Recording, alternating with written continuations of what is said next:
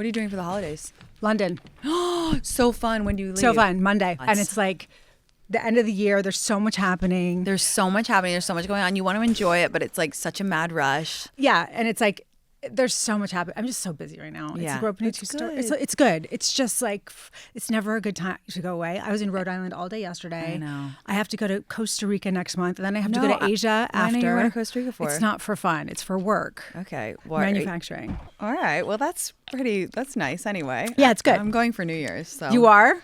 Yeah, we went last year and it's like so fun. Are you going to the Auberge? No, I'm not going to the Auberge. I'm going to like an Airbnb. Like we do it like beach, like a vibe. Who are you going Very with? casual. My group of friends. That's fun. Yeah, it's fun. You guys have good trips. Yeah, because of me. Because I planned them all. Like we wouldn't go anywhere if it wasn't for me. But that's okay. If you want something done right, do it yourself. You know, you're kind of right. I mean, my girlfriends and I are kind of like that. We used to go to Miami every year starting when I turned 40 and we would go every year and we did this whole big thing at the Soho House and we take the penthouses on that one side and it was like, and we went for like 5 years and then we stopped going because just life got busy. And we went to Cartagena once, but like we still have to start planning those trips again because all of our kids are in college and like starting to go away, and it's like we need to go. Like we were talking about Miami the other day, like we need to start doing it again. You have to. Female friendships are so important, and going on the trips. And it's crazy how early you have to book them. You have to book them basically 6 months to a year in advance. Otherwise, people are like, "Oh my God, I can't go. I can't go. I can't go." If you put it on the calendar and say, "Listen, we're going," we'll go. We do it around my birthday, so they sort of know. Oh, okay, how many people go with you? Like 10 or 12. That's a lot. See, ours is smaller. Ours is like, it's tight. It's like 5 of us. So it's not like herding sheep. Well, I like to put them on because like I'm single and I don't want to, like I had a couple years where I was like, I'm just like chilling by myself. I don't want to be in New York for New Year's. That's depressing as hell, man. I mean, it's fine, but it's like, I just got to a point where I was like, people have their built-in system with their boyfriend, their husband, their family, whatever. And I was like, all right, I'm going to make my own little family. And New Year's is overrated anyway. It is 100%. But can we talk about 1 second about you being single? This building coming up here, there were so many guys in the lobby and in the elevator. I was like, finance dudes? I guess finance dudes, but there are a lot of like young guys. I mean, I know. I'm like grandma coming in here, but I was like, no, you're not. But it's kind of amazing. These big office buildings in Midtown, there's so many guys. Jennifer, there's something wrong with me. I was saying this morning, I'm in a new place. I'm kind of so happy where I am. I'm so happy being single. I'm not really looking right now. I was just saying to my followers this morning, I was like on live and they were like, who's that guy? Who's that guy? And I'm like, I don't know. I think I'm okay. I think I always used to think people were lying when they would say I'm at a place where I don't care if it ever happens, but I'm kind of in that place because you know what I realized is I have so much good in my life, more than most people ever get to experience. I love my job, which is such a gift. Very few people on this earth get to love their job. I have incredible friends, as we just discussed. And I'm kind of like, okay, I have a pretty good. But you're also, I mean, for a lot of girls your age, not patronizing or condescending in terms of your age, you're very together and you are, and you're grounded. And like when you and I have had conversations like outside of being on social media and just sitting and having drinks, and every time I see you, you've got it together. Like you know exactly who you are. Yeah. You know what you want. You've dated enough people now where I think you have a really good understanding of what you're looking for. And so I just think it's a matter of just he will appear. Yeah, it's like vibes 100 or nothing. I'm not kind of like into the whole like, oh, I can make it work, blah, blah, blah. I'm so happy with where I am. I think honestly, I was really miserable in LA for the past couple of years. And I think that's why I was dating and obsessed with, whatever. And now that I'm in New York and I have my community and I feel so much more myself here, I'm kind of like, I'm good, man. New York is great. LA is really hard. It's really isolating. Even when I was there, I go there to visit my store. It's like no one goes out. I know. It's very different. I have to move my store from a different street because no one walks around. There's no community. I'm moving next to Erewhon because that's all where everyone goes in LA. Exactly. And now your store in Soho is like I always run into someone I know right there. That just there's the hustle and bustle is just like it's great. I love it. And now that you're living down where I'm living, it's a great area. It's the best. You can get anywhere, and there's good restaurants. I don't know if you know all of them yet, but I will tell you. I But you'll love it meet all. when I met Kevin, I knew. Yeah. Like you will, and people say, oh, that's what you know. But it's really true. When you meet that person. I have that question on here. Did you know Kevin was the one right away? I did. You did? Well, I was dating Malablanc. Tell the story. Wait, can we just say before we go on, Jennifer Fisher, welcome to the podcast. I'm thrilled to have you here. But let's dive into I love this story. So tell the story of Yes, you heard that right. She was dating Matt LeBlanc, you guys. And tell about how you met Kevin and how you knew he was the one. So I met Kevin actually when I was a stylist in LA for years and years. I had a whole full career before becoming a jewelry designer. And I worked on the NBC lot, and I met Matt on the NBC lot, and we started dating. And right when I started dating Matt, I flew to New York I worked for Aaron Spelling on the daytime drama called Sunset Beach. And then Tim, the hot lifeguard, was a good friend of mine. He's like, I got a place on Lexington and 30-something. Come stay with me for my place for the weekend. I got to go see this girl that I'm into. So I flew to New York with Tim. Going down, my best friend Natasha was like, just go say hi to my brother Ari really quickly. He's down at some bar in Soho. Went down to that bar in Soho, and it was like a group of like 20 of them. And Kevin was there. And I was like, oh, he's super cute, but I'm dating Matt LeBlanc. So when that ended, I came back to New York for the opening of the Mercer Hotel, and I met up with Kevin again. And we had drinks at Windows in the World, which is so crazy. That's where we had our first drink, which is weird. He worked in finance then. And I just knew that we just knew it. And I dated long distance for 3 years. And you just know. You really want a partner. Exactly. You don't want like the super hot guy. You don't want the rich guy. Like you want you need to find the person that you feel completely connected with, and you can be yourself 1,000% around. Like you can do anything in front of the person. You can be it's just they're going to take you for good or bad. Yeah. And you guys have like such a good, there are very few couples but I love those couples in my life that I know them, varying degrees of closeness, where I'm like, I'm not going to settle until I have that. And you and Kevin are one of them, I swear to God, because you guys are just perfect, though. So cool. You guys, I had this moment on 4th of July. I was with all my friends. We'd been partying for like 12 hours. We go to this house party, and Jennifer's there with her husband, and they're so hot, and they're laughing and dancing and having a good time together, and they have adult children, and they still have this like super sexy, fun relationship. And I just looked at them and I was like, that's what I want. Like, I'm not stopping until I get that vibe. Was that the John Summit? Was that John Summit? That was John Summit. We have great pictures. There were like that. 50 people there. And it was 50 like people, and we were dancing like we were being so silly. Everybody was at the front. It was so fun. Like because it was such a small Adam, house. Right? Yeah, Adam, I love him. He loves you so much. I love Adam. And we were all at the back, like Jennifer and her husband, and me and my friends, and we were just dancing. And I was like, damn, they have the coolest. Though. Okay, but it's not perfect. So, but tell us how you keep the marriage in a good place. Well, what's funny is I just started doing this thing on my personal account, my @JenniferFisher. I started talking more about. We need to talk about that. How many Instagrams do you have? 3. Be real. That's a lot of Instagrams for me to keep up with. Well, I know it's too many, but I have to do it because. Personal is Jennifer Fisher, and that's where it's like Kevin and myself and all my clothes and all the stuff and the beauty and the surgeries and all the stuff we can talk about. All those things. And then there's the kitchen account, which is the food. Which we love. Which I'm coming out with my cookbook in March. It's pre-selling finally. That's why I've been busy, because I saw one of your questions is why you're not cooking as much. And then Jennifer Fisher Jewelry, which is like, of course, your celebrities brand. and the jewelry and the brand, which I can't put any of that stuff on it, so I kind of have to keep that 3. clean. Yeah. Okay. Yeah. So say about your marriage. So it's really hard. We have had really, really tough times in our marriage. I mean, when I turned 50, I'm 53. I'll be 54 in May. I had like a little mini midlife crisis. Like I freaked out. I was not into turning 50, and it was hard. And you go through ups and downs, and it's, but then you have to also refocus. And like, as partners, we've got 2 children, and we also work together. We were going through some changes in the business, and it's difficult. I don't recommend working with your spouse forever, but it was great. He helped me build the company. I couldn't get to where I am today without him. But I also think it creates a lot of stress on your relationship and at home, because it's 24/7. All you ever do is talk about work. Right. But it's evolved over time. So I just started this thing because it's so funny. Guys need so much more, and Kevin calls it intimacy or just touching than I think females do, because we're overstimulated, and once you have kids and there's just people are touching you all the time, or you're out and people are touching you all the time. And so when you get home at night, like, I'm not a big toucher. I never have been, but Kevin is. And so trying to fight that battle, and part of it is I hesitate to touch Kevin because I feel like he wants to initiate in sex, and it's a thing. It's real.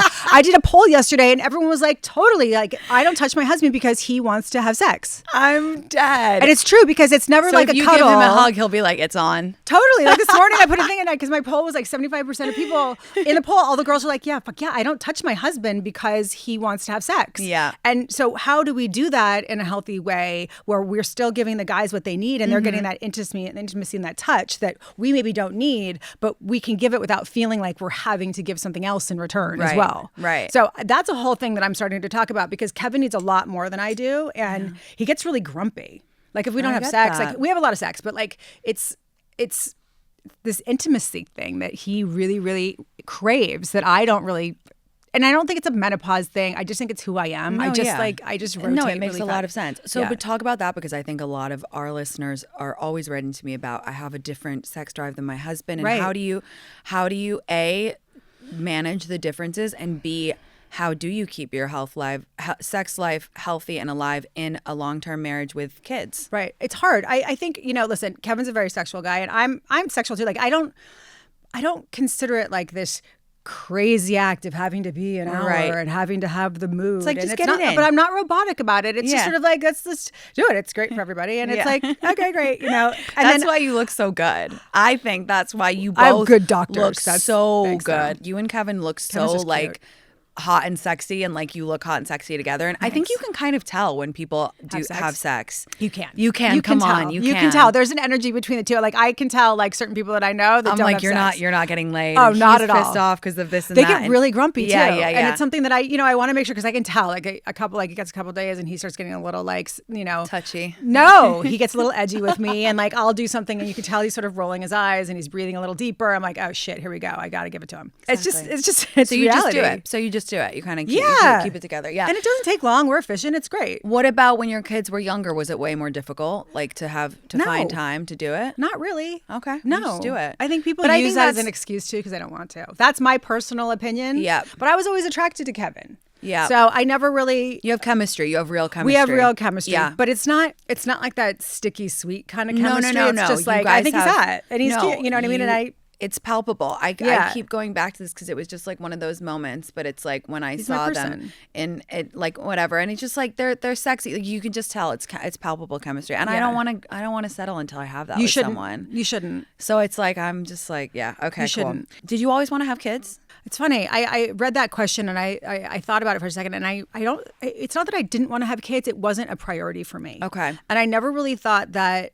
I never thought about myself as a mother until I met Kevin. I think you have to meet the right partner, or you have to be okay doing it by yourself, which my best friend did it by herself, and she is great. She's got this great boyfriend. They're basically married. Yeah. And she did it. She made a choice to do it on her own because she couldn't find the right guy. And then she found the right guy later, which is great because there's no there's no baby daddy like lingering in the background. She chose to do it on her own. No, I think women are kind of in a couple camps. I think there is the type of woman who is, from a young age, she's like, I'm a mother, I want to be a mom, and blah, blah, blah. Yeah, that's not me at all. And that's either. why I again, love listening to you talk about it, because I'm like, I wouldn't do it alone. No way, no how. So for me, if I meet someone great and I'm like, wow, yeah, let's do this together, it could be a cool thing to do, that's when I'll do it. But how great is it that you know that already about yourself? I think you're it's already good. ahead. Yeah. You're already ahead. And then just now when you meet him, it's going to be very easy for you because you already know.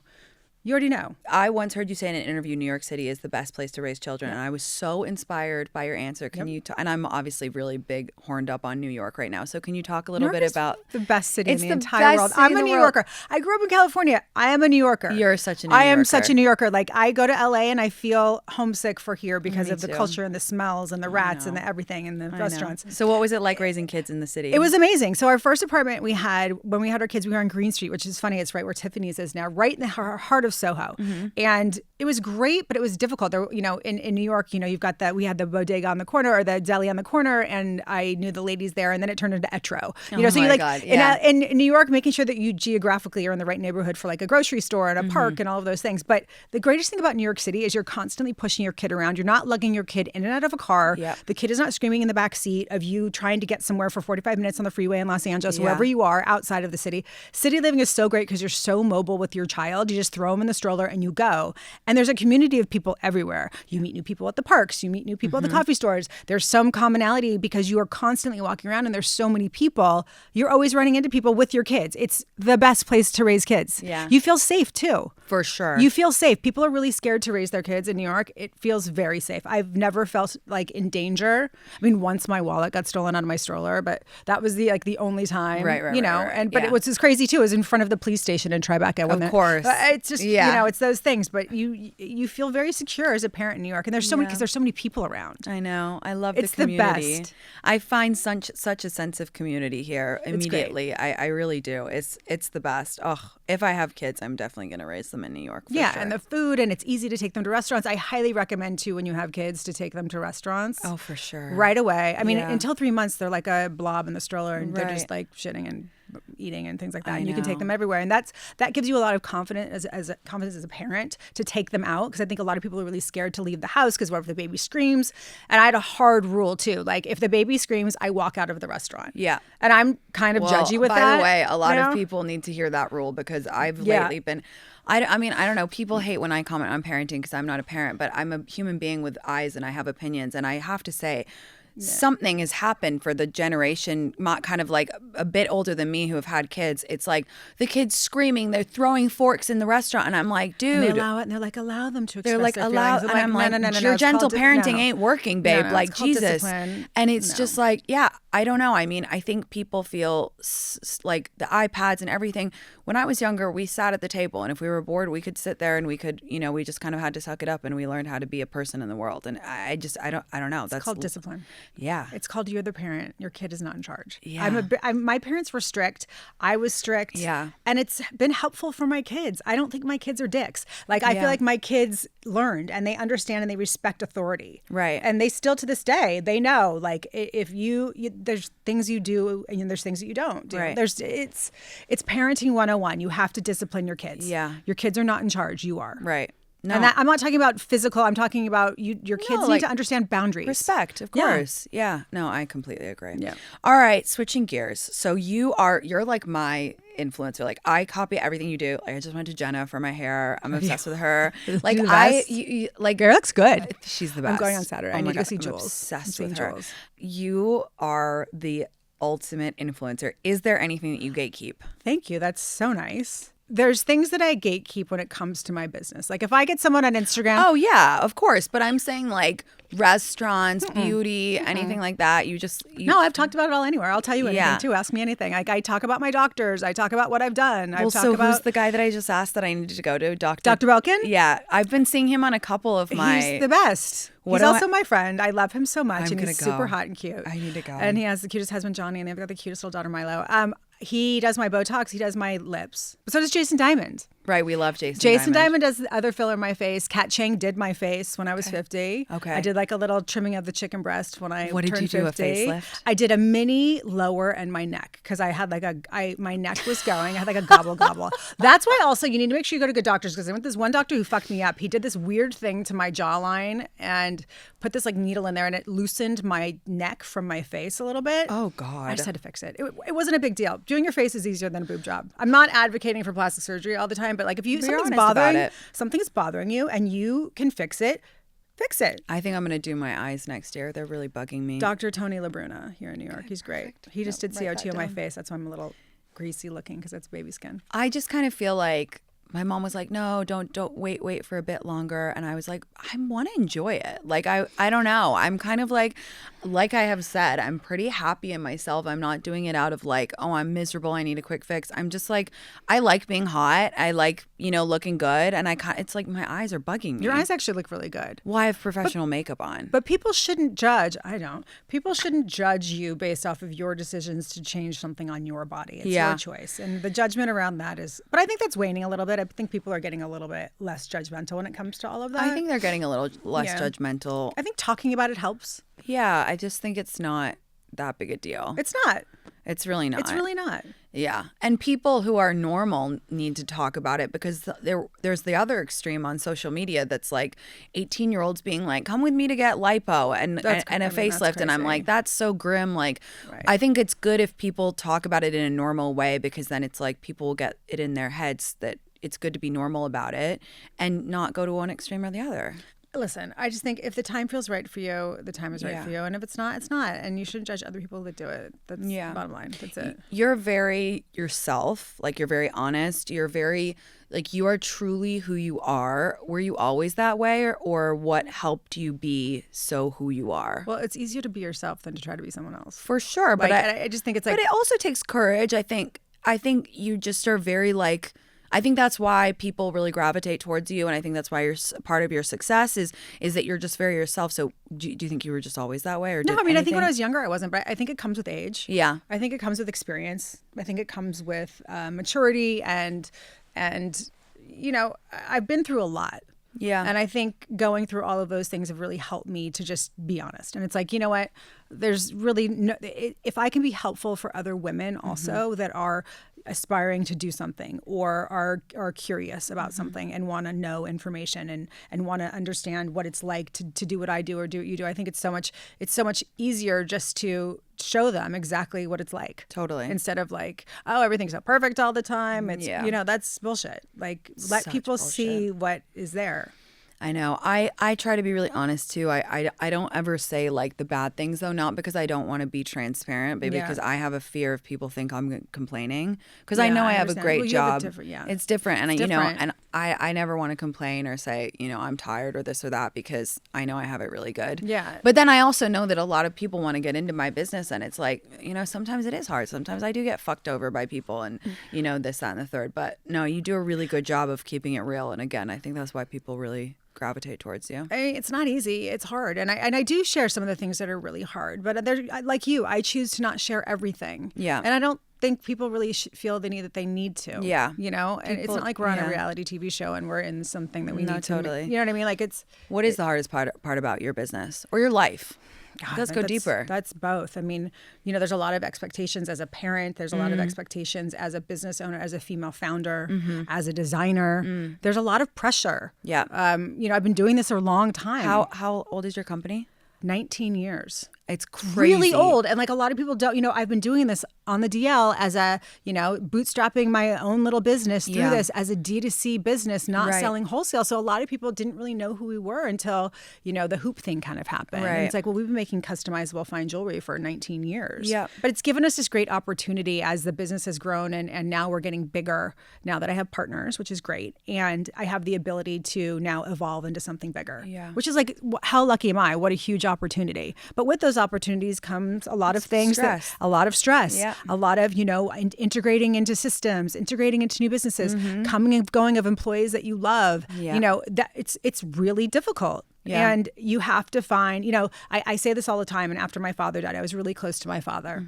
And after my father died, I wake up every day grateful. I wake up every day and I'm like, oh, I'm here again. I have the opportunity to go and have, however difficult my day is going to be or how hard business is right now or whatever I'm going through, I have the opportunity to do something and to try to make it better and to try to evolve. Yeah. And I get to parent my kids again for another day. I get to be married to Kevin for another day. I get to go have, my skinny margaritas at the Warren Hotel for another day with my girlfriends. Like, how lucky am I? No, you're so right. You got to look at it that way. Like, it could suck for the day, but like, okay, there's good things too. There's good and bad every day. No, I agree with you 110%. Yeah. And I think that's, don't spiral on negative. Don't spiral on the negative because it can be really easy. I mean, last night I had a really difficult conversation with Kevin. Something was stressing me out. And Kevin talked me off the ledge a little bit. And it's like, you've just got to change that mindset. I actually called Gabby Bernstein, my friend. Oh, I saw her yesterday. She's amazing. Because her new book just came out. So help. She was on the pod yesterday. Oh, she's the best. Yeah, she's the best. She's the best. So she kind of mentors me a little bit and coaches me. So I she can't believe you have Gabby's number on yourself. That's so good. Yeah, she's my life I'm coach. I'm working up to that. Oh, she's the best. She's the best. That's so cool. She's the best. Yeah. I'm naming a hoop after her. Yeah. Yeah, she's the best because she's helped me through some like really difficult times. But it's all about, it's like the greater good for all and refocus and make sure you change your mindset to being grateful. No, it's true. I think about that all the time. I really do every day. I'm like, we're here. Like, we got to do it. You get to do it. And even, I always think to myself, even if I'm having like a shit day, I'm like, I genuinely live like this, you guys. I think at least I'm alive. Like, because I love life and I love its ups and downs. And even if you're having, sometimes I literally think to myself, oh, the subway is so smelly, but like, how cool did I get to be on the smelly subway? Like, I really do. I love the smelly subway. It's not toxic positivity. It's genuinely just a deep gratitude for the opportunity to do it again. It really is. And I love that. I think they're very similar to you. So why you're very happy. I think what you just spoke about, the gratitude and the self-awareness is a part of it. What other things do you do in your life that make you happy and keep you happy? Food. Yeah. I'm obsessed with food. I'm obsessed with cooking. Yeah. I'm obsessed with nourishing and feeding my family and myself because that really transformed my life. When you and I became friends on Instagram when we first met. I've defected though. I've gone way back off the deep end. Now I'm like really bad again. All I eat is junk now. Okay, well, we have to fix that. I know. When we first became friends online, we were both so good. And I still believe all that and I love it. But I don't know. I don't know why I don't know, you guys. I just kind of was like living it up in New York, and I'm flexible too, though. I'm a little more flexible now too. Like you have to be flexible. You are. You have to be. No, or I else wanted to talk work. about that. Yeah, let's talk about it. And so, Yeah, if you guys don't follow Jennifer, what are you fucking doing with your life? Follow her right now. But on her food account, she shares the best recipes. Also, you guys. She's not only a jewelry designer, but she has Jennifer Fisher Universal Salt, which is just the best thing. The spicy salt is my favorite. No, I'm spicy. I'm spicy. But the universal one is good. I mean, this was the most genius idea. And you always ask me guys what to get for gifts. I never have not had someone call me and say, this is the best fucking shit in my life. That's great. So anyway, she's an amazing foodie like me. You know, I'm obsessed with food. It's all I think about. I love it so much. Jennifer's very like into anti-inflammation. She knows everything. Like, don't know everything. You know a lot, and you make all these healthy swaps. You cook for your family, and so sorry that was really long-winded. But what I was going to say is, first of all, why don't you post as much? So funny that you said that. You noticed that because I've been really busy and I'm working on the cookbook, and I was like, she noticed. Oh no, I do. Like because I've been so busy. Like anytime I'm not doing jewelry, I haven't seen Kevin bring you coffee in a hot minute on Insta. Does he do it every morning? He does, but we're getting up at different times now. So that's sort of like where we've had that lag. But I started again in the last couple of days. We've been talking coffee in the kitchen because I got this amazing Miele coffee maker that I'm like obsessed with. It's like this I'm going to get it. Coffee maker in my kitchen, and I'm really into it. My friend had it in Paris. I'm like, I got to get this fucking coffee maker. It's great. Anyway, so we kind of meet by the coffee maker now. And we kind of chat in the morning, and I've been kind of putting him on there. But yeah, no, he really does. If the timing works. Her husband brings her coffee in the morning. And I had an ex-boyfriend who did the same thing. And I have to say, that was the nicest thing ever. I love that. It's such a nice thing. Yeah. It's nice to not have to go and make it yourself because I can't function without coffee in the morning. Like I am like one of those people, like, don't try to talk to me until I've had my coffee. If you heard my coffee order this morning. You know, I had it gingerbread ice shaken espresso with cold foam. Oh, I'm off the wagon. I know I am.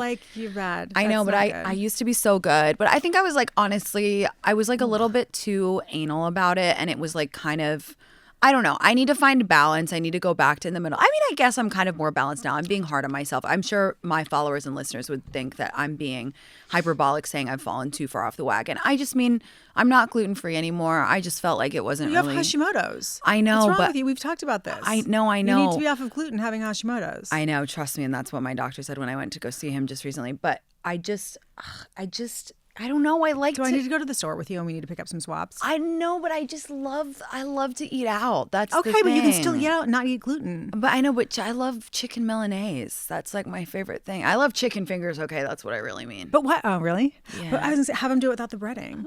Like you can go to Elio's and they'll give you like a chicken parm without the breading. And there's certain places you can go. You can ask. I know. You can get it. You're just choosing not to do it. And that's okay. Not to do it. That's okay. You're just choosing not to do it right now. And when you're ready again, you'll start doing it again. When my cookbook comes out. Yeah. So you've always loved to cook? No, not really. I mean, listen, my mom sent me to cooking class when I was in 5th grade after school because she didn't want to pick me up. Oh my God. It's like so my art teacher was a cooking class teacher. So I still have these amazing recipe cards. I put them in the cookbook and it's like how to make an orange Julius, how to make brownies, how to make all this stuff. And I liked it and I really enjoyed it, but I liked to cook, and then I had this boyfriend he was such a dick, and he would always make me cook for him, and he was like obsessed with chicken. Yeah. And so I didn't eat chicken for a really long time after we broke up because he would like force me to eat chicken. It was weird. Oh yeah, you don't eat chicken, right? I do eat chicken. I do. The thing that I really want, I mean, there's so much of your food that I dream of like eating that you make. I should have brought you some food today. Is the chicken wings you make your family? Yeah, they're good, right? Also, when you have taco night, I'm like, oh fuck, it's taco night. I'm locked in. Like, what toppings has she got for them? Yeah. You guys, like, if you are a foodie or you like any of that stuff, you need to follow her food account because the swaps are so smart and you can just tell, like, she has good taste. She's not one of these bitches who's like, oh, let's have like poached fish every night. You know. She's very healthy, but it's like everything is packed it's with like bar flavor. food, but it's like we want to eat like we're at like a real place. Like I love bar food. Right. I talk about that in the book too. Like I love to eat that. Like my chicken wings, I can dip in like this amazing clean buffalo sauce that you make. And or you can do a coconut yogurt, like faux blue cheese. And, but I still do all of that stuff. But you just make it healthy. Yeah. I mean, I make sloppy joes. Like I do all those things, really all of that so stuff. I made this thing the other night. I did this chicken. I pounded out. Have you seen people making that calzone out of chicken? Yeah. It's so fucking good. I made it the other night. I did one with beans and cauliflower rice one night, and the next night I did like squash and spinach, and Drew was eating it. Yum. It's good.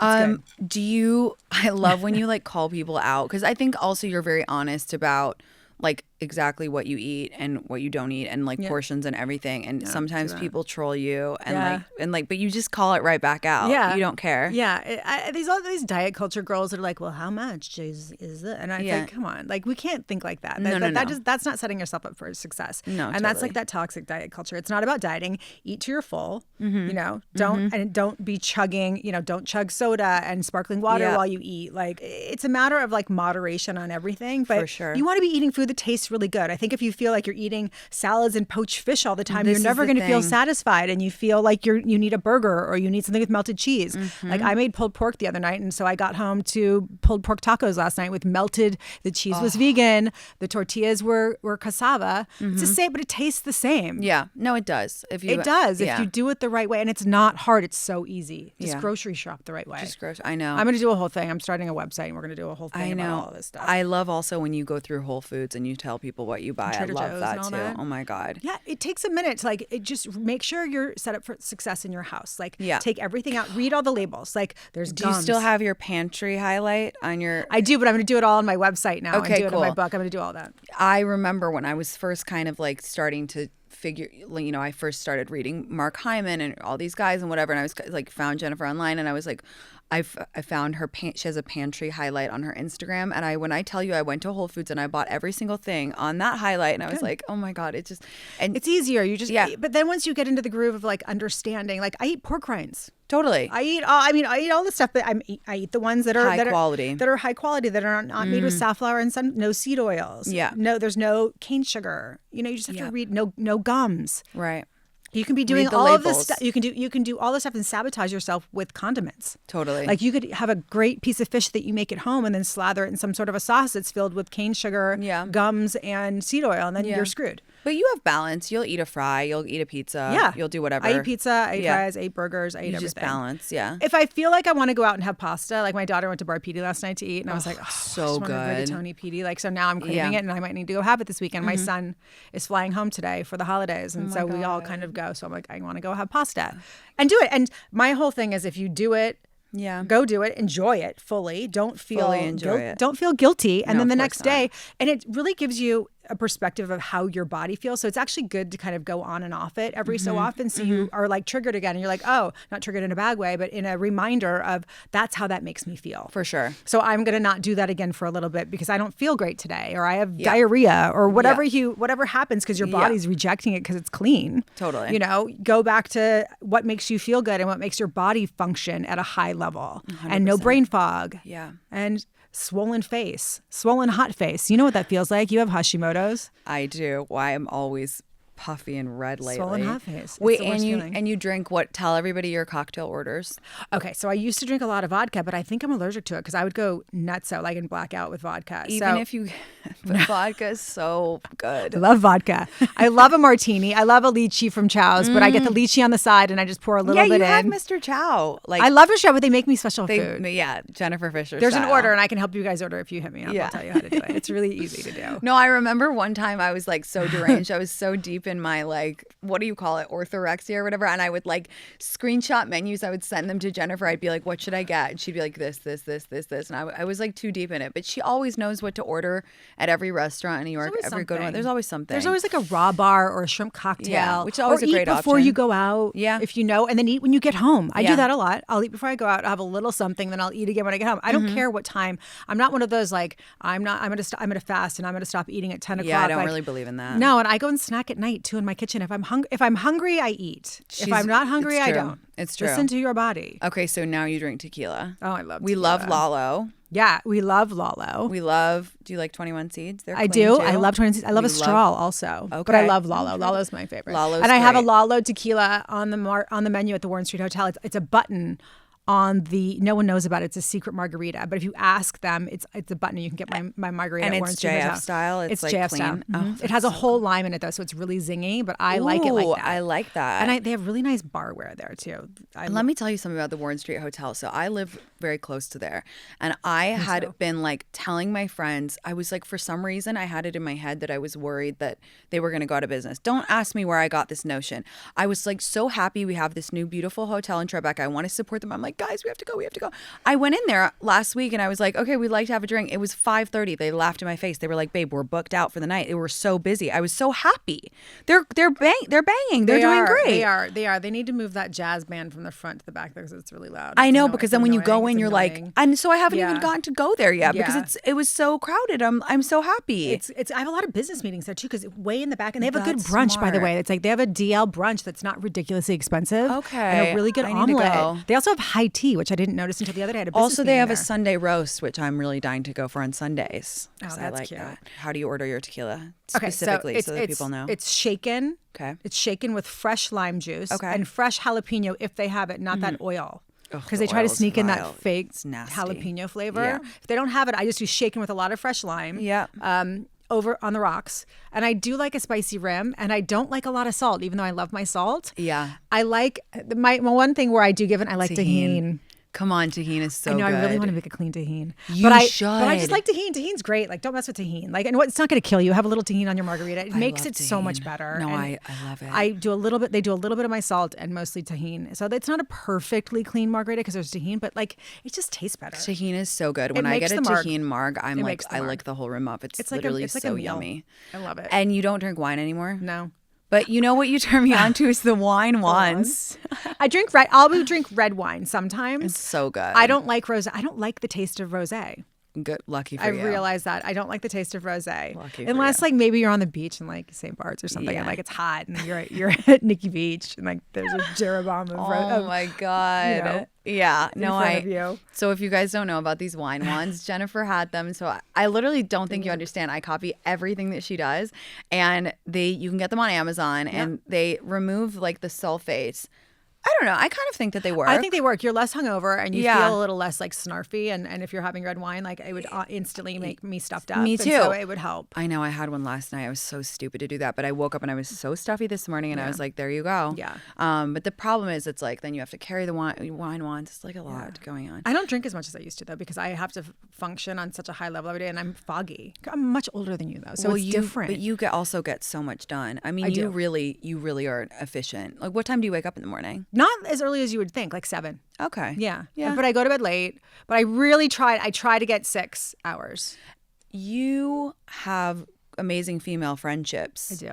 And can you talk a little bit about how you cultivate them and how do you keep them? And again, I mean, I feel like I know your answer is just going to be like, you just have to do it. You just have to stay friends with people. But a lot of my community members and listeners, they are struggling. They're kind of like in their 30s and they're starting to have kids and they feel like everything is just so hard to maintain. And I'm a big pusher of female friendship. I really believe it. I do think it's a little easier in cities because you just are seeing people more. If you're in the suburbs, it's kind of hard. You're like, what am I going to do? But talk a little bit about that. Are they your same friends you've had for ages? A lot of them are, but I think you have to be comfortable in your 30s and when you have children with your friendships evolving and changing and losing friends and friends come and go. And then your new friends can become part of that group. Like I've got a group we call ourselves the Trotters, the Tribeca Trotters. We don't call ourselves that. Actually, one husband told us that because we move around Tribeca. Oh, I love that so much. To like different bars. Yeah. But there's 5 of us, sometimes 6 of us, and we are constantly out having cocktails. And, you know, we're either like, I will tell you later where we go, but like we're all around Tribeca, you know, having that. But it's really just more of like the text start at like 3:30 during the day, like who's free later. And I have missed a lot of them lately. I've been a really, really shitty friend lately to all of them because I haven't been around to be there for them. I'm busy, and it's been hard, and they've been really understanding. But whenever I can pop by, like if they're out, you know, it's really and it's like a 1 or 2 drink. It's not like a rager. And yes, we do sometimes go to All Day I Dream on a Sunday and like have a really big night, you know, or we'll go out to like a dinner. But a lot of the times it's just cocktails that are early just to connect, and all of us kind of vent on what's going on in our lives, and then we separate and we go home. Do they all have kids? No. Oh, okay. No. And one of my best friends Yeah. that lives in LA doesn't have kids also. And I talk to her sometimes even more than I speak to some of my friends here. So I've got a really diverse group of friendships. I think it's really important to have your girlfriends that have nothing to do with your career.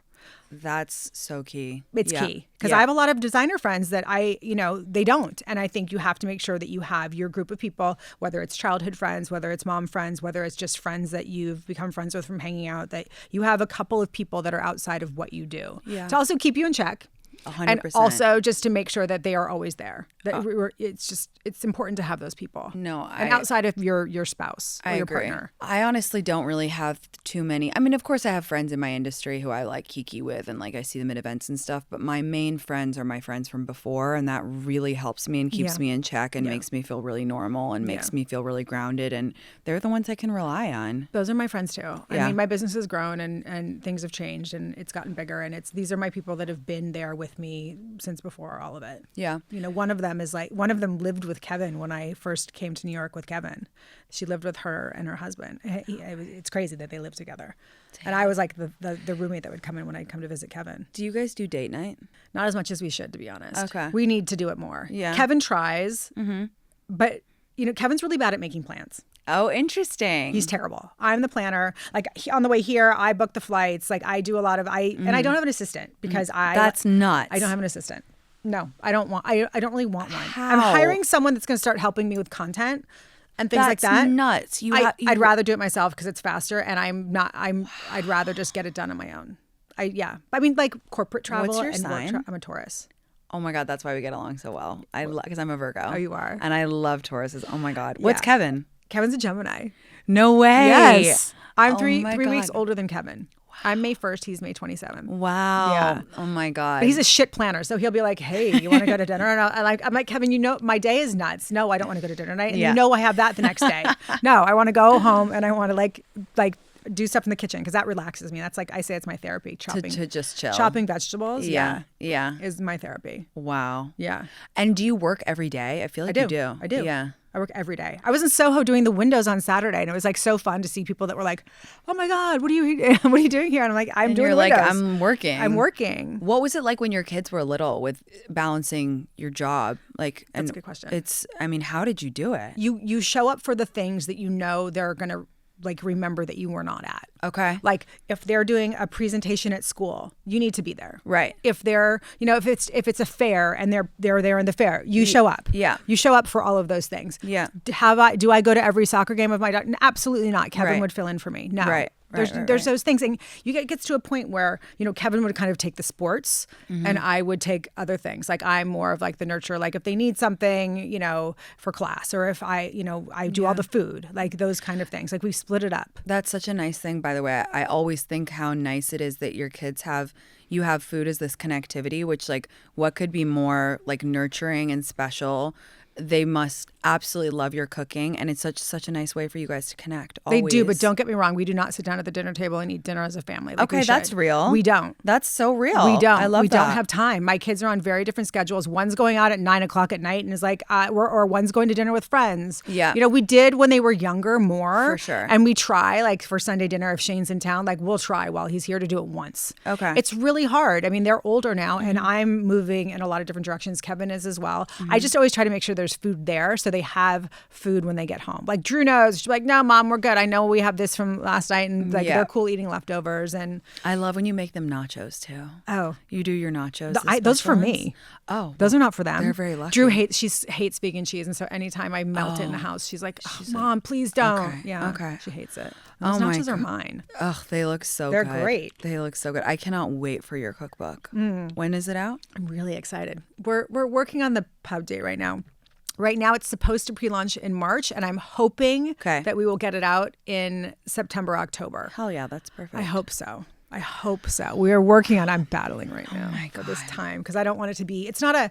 I will talk about that later, but it's exciting. So your brand is so like iconic. Like there's so many iconic pieces, and I think that there's obviously a ton of different styles, but it really reflects like you as a person and who you are and your amazing sense of style. So how did you cultivate your sense of style, and how is it reflected in your brand, and then how is it also different? than your brand? Well, the brand has changed so much over the years. Like when it started off, my style was very different. I was much more, I wore a lot more jewelry, and I felt I was a little more of a tomboy, and I loved skulls and bones and spikes and things like that. And it was a little more rock and roll, and it's definitely evolved and has changed since then and has cleaned up. I started it because I wanted a dog tag that said Shane, because I went through such a hard time trying to have Shane. I went through chemotherapy when I was 30. I have a desmoid tumor that I have to live with.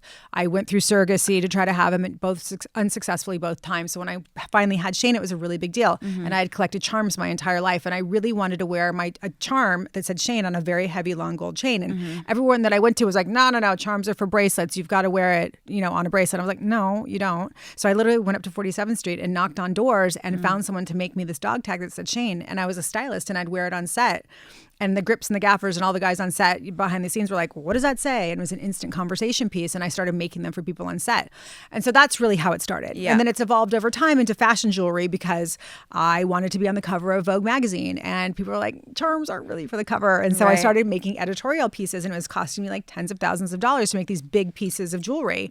So I started doing it in brass and plating it in gold. And that's when we started really seeing the traction in editorial. Yeah. And so that's when I was like, okay, there's a fashion line here. So that's how that started, which then evolved into the hoop earrings, and other things kind of came from that. Like my CB2 collaboration for home kind of came, they wanted a jewelry designer. They wanted something a little bit different. And so that started me into home and lifestyle after I started cooking on Instagram during COVID. It's kind of crazy. Like all of it. It all feeds together. Yeah, and it's I think all you just have a to reflection of you. And I think it's a lot of it is what I said before, which is that you have really good taste. Thank you. And like what looks good and what people want. But so your kind of look now in its current iteration, like do you you kind of have a uniform? Like you have your I know I'm like copying it. But it's so what do you call this style now? Like what are you like? Where do you, and also tell us where you like to shop. So I started talking about this the other day. I was like, it's really important to have this like arsenal of like higher end pieces that you're going to have for years. Like these Bottega shorts I've had for 5 or 6 years. Yeah. These Saint Laurent boots I've had for 4 years. Yeah. Like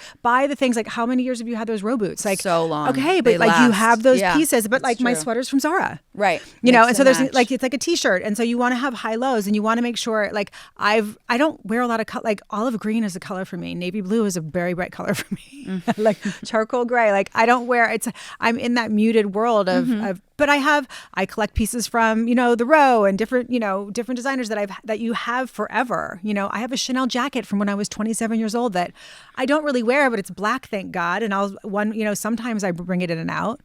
Collect good handbags that are not going to go out of style, like certain things that like I just passed a bag down to Drew, like that. So maybe one day for your, if you have a kid one day, that you could pass it down. Like try to buy things that will have longevity. Right. It shouldn't be about fast fashion all the time. And yes, it is expensive, but maybe, and I say this to people when they want to buy my jewelry, and women want to start a charm necklace, and like, well, maybe we'll get the little chain now because I can't really afford the big chain. And I'd say, better off getting the big chain now that you want, and don't have charms on it for a while. Right. And then you will eventually start collecting it, because then you have your base. So it's like having this really steady base of really good things that you can always go to and go back to. Yeah. Invest in the good pieces that last forever. Also, sorry, you just said something that really sparked something in me. You kind of have your own sense of personal style, which I think is something that's so on the decline. And it makes me sad. I think a lot of people just kind of like whatever they see on Instagram or TikTok, they just get it. And it's so overly trendy. Yeah. And you don't have people who really have like a look. And I love when people have a look.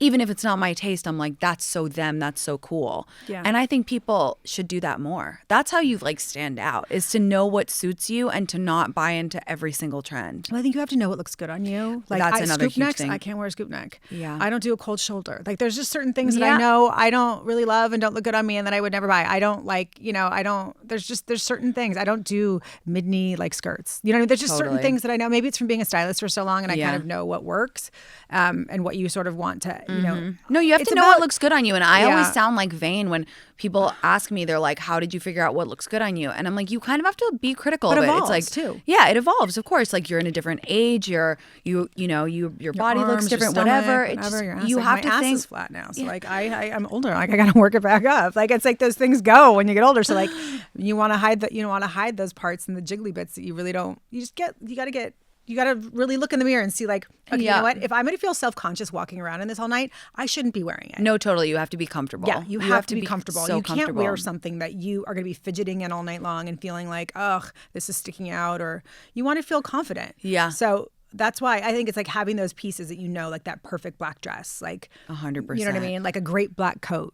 Yeah. You know, coats. Black is great. Great jeans. I Great saw you jeans. just found black Jennifer Fisher approved jeans, the Kate ones. I did. I have a Wardrobe NYC pair too that are baggy that are Okay. approved also, and those Okay, Kate ones. cool. But the Danielles by the Kate Danielles on me, they're good. They're so They're good. so good. I know. I almost love got those white jeans. the other day. Yeah, Ooh, I know. I love that. I know. I was like, I might go for the Danielles in white, and that's a big stretch for me. I love Kate. Kate is so good. Yeah, I don't buy a ton of it, but those jeans are good. They're really, those really jeans are fire. good. Yeah. Where else do you like to shop? I shop online. I'm a My Teresa girl. I'm a Net-a-Porter girl. Me too. I really don't have time to shop. I know. And I'm very lucky that a lot of people send me things. So I'm very grateful It's and nice. lucky that I'm sent a lot of things. Yeah. I love that. What So- workouts do you do these I do days? Pilates with you Amy still at do it Flatiron 3 days a Pilates. day? Nope, Three I days don't. a week? I was actually commenting because I had COVID like a month ago, or not 3 weeks ago. I had COVID, and I was actually commenting this morning that I was walking to the train and I was panting. Because you have like, did you have like the long COVID? Or No, the, I didn't. But I was like, one of my friends was like, affects it's you. probably because you had COVID. I was Yeah, like, no, oh my it God, you're does. right. I thought I was just out of shape. It messes with your lung. Yeah. No, but I capacity. have a Peloton tread in my house, so I like to hike on that. Oh, wow. Cool. I was a big Peloton bike girl during COVID, but now I don't really go on it because I sort of have PTSD from doing it every day, and it also made me bulky. Yeah. Yeah. But I do the hikes for my ass, and I now wear a weighted vest. I'm that age. You guys don't know what that is probably, but Oh my God. yeah, I just bought one and I'm kind of into it. No, it's good for you. And I use hand weights too. Those egg weights are these like 1 pound egg weights that I use for my arms. Yeah. So Whenever I can Pilates. get it in, I do. Yeah. But food is really helpful, and just staying in shape and just I making know. better choices is helpful. I know. You don't It have is. to, It's you like know. 70% food, 30% working out. I mean, think. some would say more. I know. I'm not a diet. I'm not trained, but a lot of people would say it's Yeah. even more than that. No, I agree with that. But I started weightlifting this year, and that has Good. really helped my body composition more than Good. anything I've ever done. Yeah. And it's important. I really watch my portion sizes, but I think the weightlifting has been really good for me. I'm not saying amount of food. I'm saying types of food. No, totally, Not totally. portion. Types of food, yeah. But also portion control is important. Yeah. I think so. I mean, you don't want to be filling yourself so you feel sick. Yeah. But I never intentionally choose a size of like protein or Yeah. if I'm gonna. I just eat till I'm full. No, that's good. That's I just smart. listen to my body. All right. Did you have an age when you stopped being scared of aging? Or are you scared of aging? I'm not scared of aging. I just kind of fight it. And some Yeah. people are like, oh, let it go. Like, you're so crazy to keep doing all this shit to yourself. No, you and look whatever. no. I'm just not that person. Yeah. I work with different people. It's not about. It's hard when certain things kind of start, like your skin starts to go on your body a little bit and your hands. And like, it kind of sucks.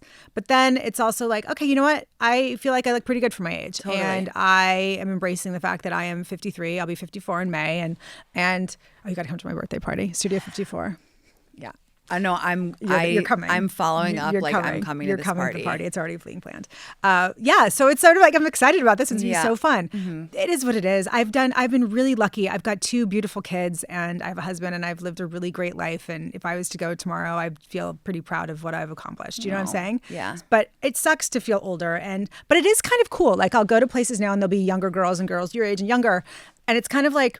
They talk to me like I'm their big sister. Yeah. And I love that. I mean, that I feel like you are. I love being that Yeah. person. I will take the big sister role because I don't have a sister. And that's Yeah. Mm-hmm. why I think I do a lot of this for other women because I don't have a sister. And so it makes me really happy when girls come up to me and are like, oh, Jen, how do you do this? It makes Yeah. me feel really happy. So I'm comforted in the fact that I can help younger women. And that makes me cool with being older. Yeah. It's fun. Me too. No, I feel the same Yeah. way. I don't have a sister. I often think maybe that's why I like speaking to younger girls so much. Is Right. Because, and it makes you feel better about it. But you are so that for me. If you guys I'll always be have that for you. ever heard of the term like an expander in manifesting, it's like someone who shows you what's possible. And like you have shown me what's possible. And you are literally, when I think about like what I want from this life, like so often you come into my mind because I'm like, Thank you. You live so intentionally. You're a very grateful person and you do it your way and you work your ass off. And I just think you are an incredible role model. Thank you. Thank you for being here. I love you. I This love was you so so much. fun. This I could was gab so with you fun. forever. That went by so fast. I know. I can't That was believe it. really fast. Where can people find you? Say all of your accounts so they follow you. Okay. Jewelry is Jennifer Fisher Jewelry. Yeah. And Jennifer Fisher is my personal where there's the clothes and all the beauty products I use and all the cute crazy shit I do to family and myself. her husband, yes. Yeah. And then Jennifer Fisher Kitchen is just the food and salt and things like that. And you should shop her jewelry. It's so gorgeous and stunning. You should buy the salts. They're a great gift. And we're all going to buy I have a candle now too. Oh, fuck yeah. I have a candle and a scent. And we're all going to buy your cookbook. I hope when so. it comes out. Hell yeah, Thank we are. you. Yeah. I hope so. Thank you. Thank you for being here. I love you. Bye, guys.